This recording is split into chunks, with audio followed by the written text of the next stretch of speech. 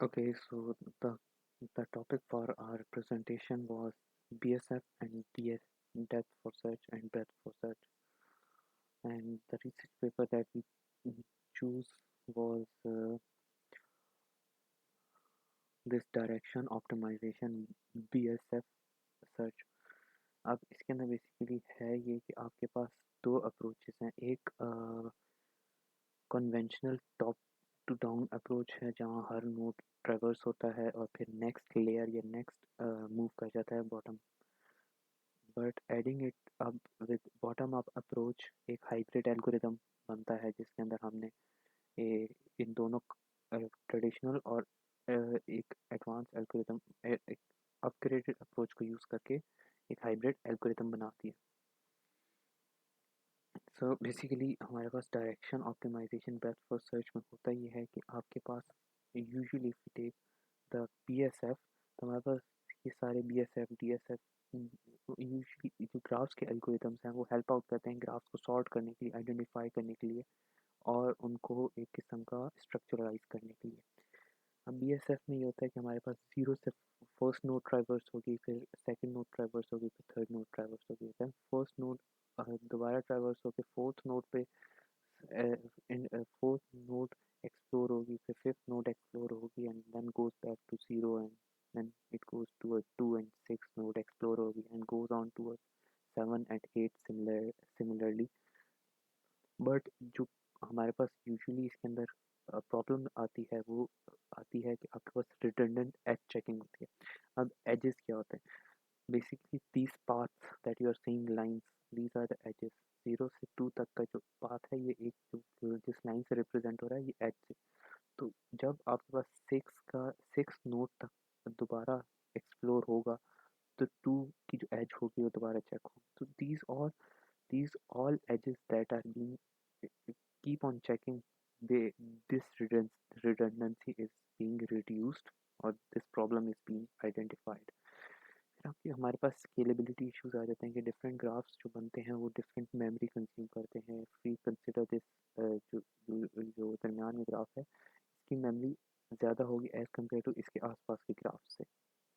फिर हमारे पास graph complexity आ जाती है। Low diameter graphs basic graph complexity दो चीज़ों पे रिलाई कर रही होती है, लो डायमीटर ग्राफ्स और scale free graphs. Low diameter graphs में क्या होता है कि आपके पास जो जो आपके पास एजेस होती है ना वो close to the parent node होती हैं। यानी कि आप सपोज यहाँ 12th एज तक एक्सपैंड हो रहा है, यानी कि सॉरी 12th नोड एक्सपैंड हो रही है तो ये 3 एजेस काउंट हो रही हैं, 3 हॉप्स काउंट हो रहे हैं।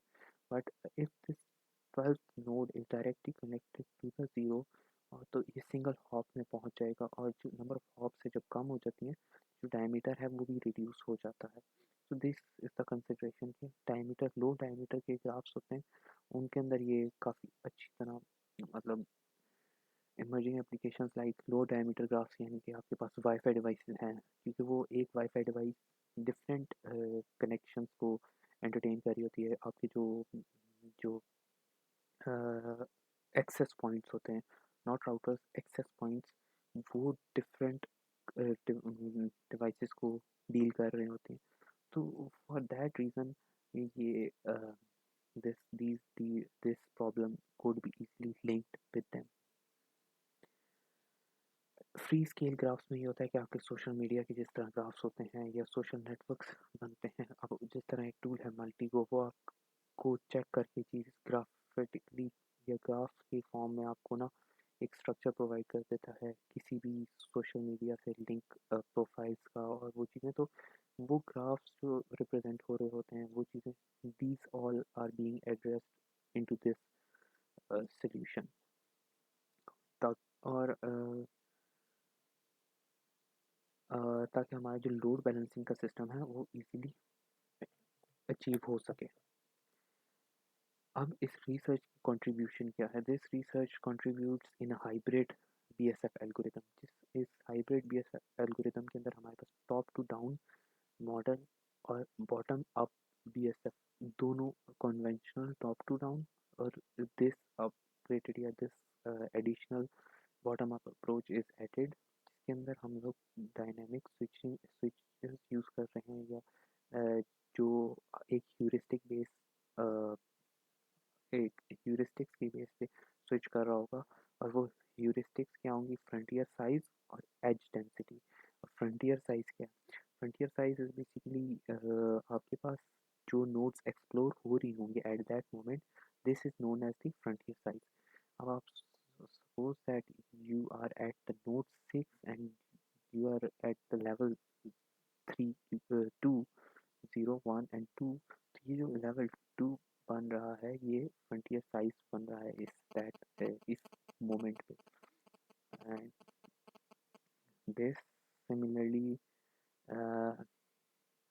अब इसके अंदर frontier size and edge density, यानी कि आपके पास जो एज डेंसिटी है, इट मीन्स कि आपके पास नंबर ऑफ एजेस कितनी है एक पर्टिकुलर लेवल पे। फिर आपके पास नंबर ऑफ कनेक्शंस कितने बन रहे हैं। अगर एज डेंसिटी ज़्यादा है तो it would be a good thing, यानी कि number of connections 0 to 1, 0 to 2, 0 to 3, या फिर ज़्यादा होता है 0 to 4 भी, 5, तो एज नंबर ऑफ एजेस इनकी डेंसिटी ज़्यादा है, इट्स अ गुड थिंग। फिर आपके पास ऑप्टिमाइजिंग परफॉर्मेंस। अब ये जो रिसर्च है ये सिग्निफिकेंटली इंक्रीज कर देता है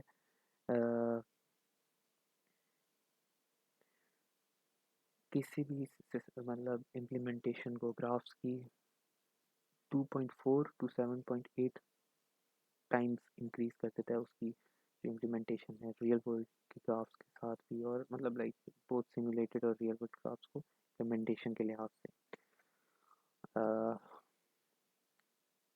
अब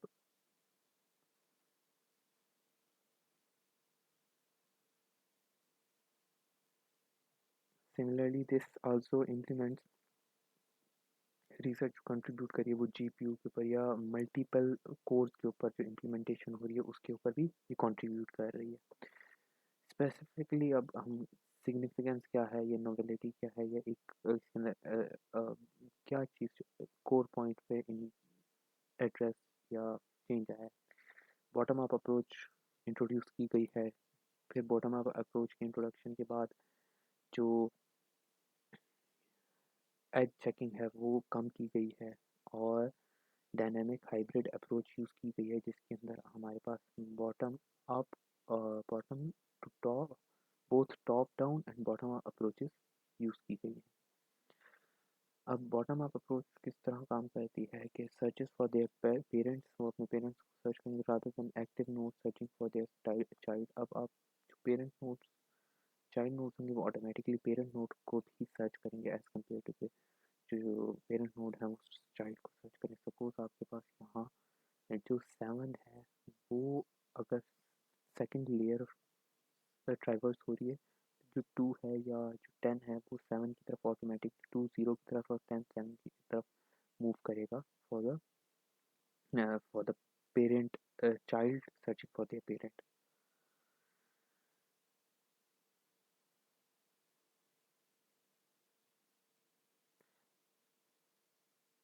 अब जो लो डेंसिटी के ग्राफ्स होते हैं, लो डायमीटर के ग्राफ्स होते हैं, उनको ये लोग इजीली टारगेट करके उसके जो एज चेकिंग है उनको रिड्यूस कर देते हैं, जिसकी वजह से जो कंप्यूटेशन टाइम है वो भी एक्सपोनेंशियली रिड्यूस हो जाता है। फिर इसी वजह से जो एटॉमिक ऑपरेशंस है, यानी कि अब एक जो आपके पास लेयर सर्च हो रही है टिल 16th नोड और दिस लास्ट नोड, तो वो कम हो जाएगी, वो नंबर ऑफ एटॉमिक ऑपरेशंस कम हो जाएंगे, क्योंकि अगर 0 से ट्रैवर्स होता होता दोबारा ये 16 तक सर्च करता है और फिर वापस जाके 17 की तरफ मूव करता है, तो it's kind of very hard thing to consider.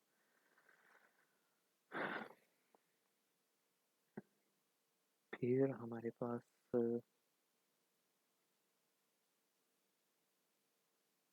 इसकी सिग्निफिकेंस है, ये स्केल फ्री और स्मॉल वर्ल्ड क्राफ्ट्स के ऊपर इम्प्लीमेंट कर सकते हैं। स्केल फ्री से मुराद है जिस तरह सोशल मीडिया पे आप कंसिडर करें तो you don't have specific scale for that connections, आप किसी को भी with in 2 to 3 hops connect कर सकते हैं या आप 2 to 3 फ्रेंड्स के साथ अगर कनेक्ट हैं तो that person will eventually lead towards you और यू विल हैव दैट। कोई भी आपके सोशल मीडिया पे प्रोफाइल है तो वो 3 से 4 कनेक्शंस ही दूर होगा या मैक्सिमम 14 to 15 कनेक्शंस दूर होगा। And the same thing goes with small world crafts. Usually इसमें ये होता है कि सोशल मीडिया के जो फिशिंग अटैक्स होते हैं या जो इस तरह के आपके पास अटैक्स होते हैं जिसके अंदर आपके मैसिव लेवल पे वायरसेस या कोई नेशन वाइड स्ट्राइक होती है तो वो इसी तरह टारगेट करते हैं कि स्केल फ्री क्राफ्ट्स के एल्गोरिथम्स बना रहे हैं जो ऑटोमेटिकली एक एक infected person to another infected person to another infected person, leading toward the whole community to get infected.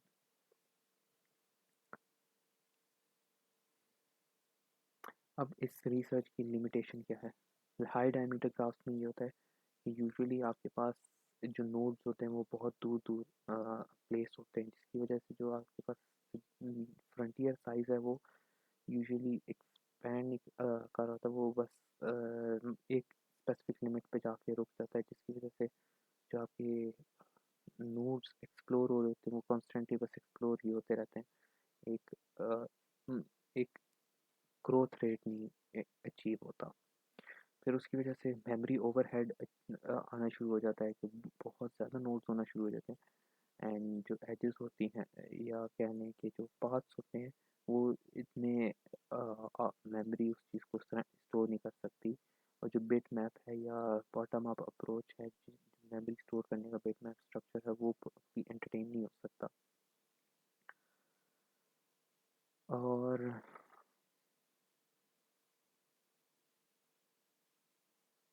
अब अभी तक जो ये रिसर्च है वो सिंगल नोड के साथ क्लस्टर कंप्यूटिंग के ऊपर ये इम्प्लीमेंट नहीं, ये शेयर्ड मेमोरी के साथ ही यूज़ हो रही है। यानी कि आपके पास अगर कोई क्लस्टर कंप्यूटिंग सिस्टम्स हैं या उस चीज़ के उसके ऊपर ये इम्प्लीमेंट नहीं हुई तो this is a limitation. This is the basic implementation. Right side पे there's this pseudocode and left side पे top to down BSF जैसे ट्रेडिशनल नोड जो स्टार्टिंग नोड है वो एक फ्रंटियर लीड करेगी यानी कि एक वेव लाइक स्ट्रक्चर होगा जो it keep on exploring and जो बॉटम अप्रोच है ये पेरेंट नोड्स को सर्च करेगी। जो ईच अनविजिटेड नोड है वो एक्टिवली ट्राई करेगी कि वो उसके पेरेंट नोड की तरफ मूव करे या ट्राई करे।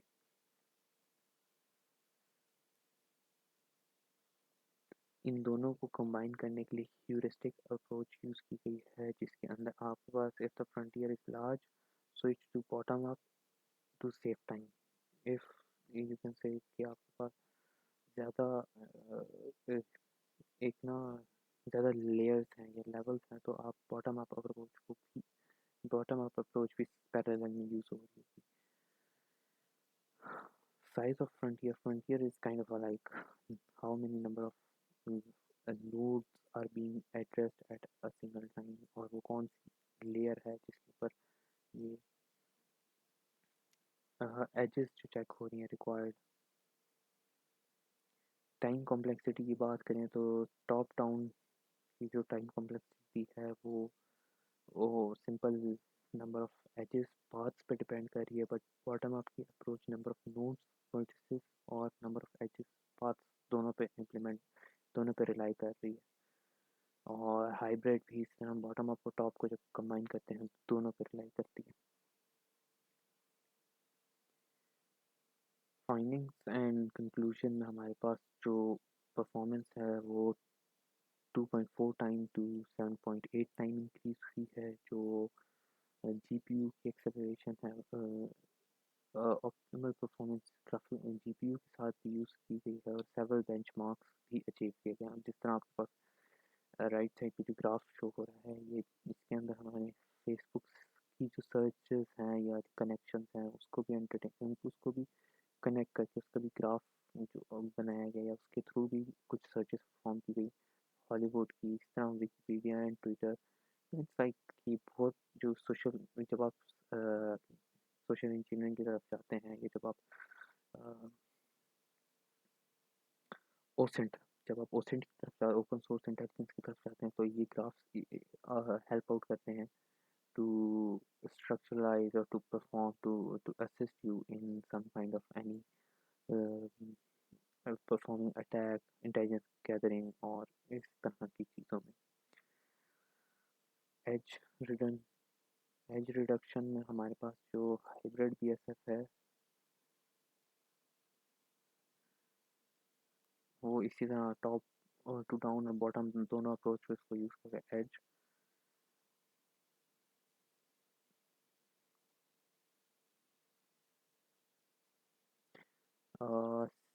जिस तरह similarly I told you in the figure A, it explain कि जो भी एज टॉप डाउन जो चेक हुए हैं वो उसमें कितने हुए हैं, बॉटम अप में कितने हुए हैं, और जो स्किप्ड हुए हैं जितनी चेक्स स्किप हुए हैं वो कितने हैं, तो और बॉटम अप कितने स्किप हुए हैं। इसी तरह these all are explained like top down redundant and these are bottom up redundant। so वो एजेस जो कि अगेन एंड अगेन चेक हुई हैं, सो वो यहाँ पर्पल में शो हो गई हैं, जो स्किप हुई हैं वो स्किन कलर में ब्राउन कलर में शो हो गई हैं। दिस ग्राफ एक्सप्लेन्स कि on the basis of which structure top down और बॉटम अप दोनों में से किसी भी बेस पे यू फाइंडिंग या ग्राफ बना है।